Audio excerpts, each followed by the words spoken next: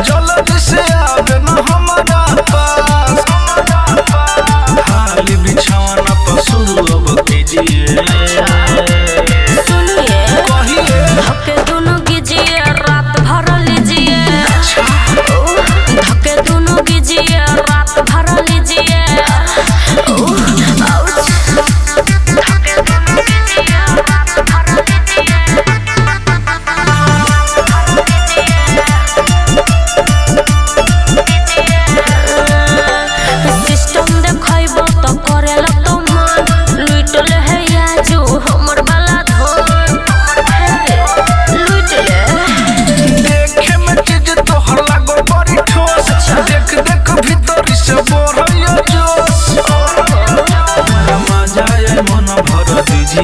इंतजार मत कीजिए।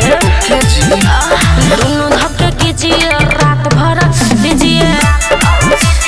दोनों धक्के कीजिए रात भर लीजिए।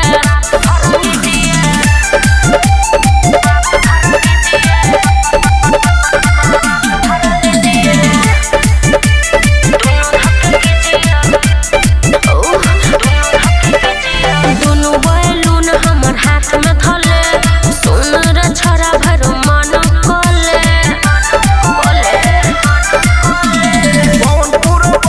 के बनो छमुन। Oh my baby very very good. गाना के रस मन भर पीजिए। पिलाइए धक्के दोनों कीजिए रात भर लीजिए।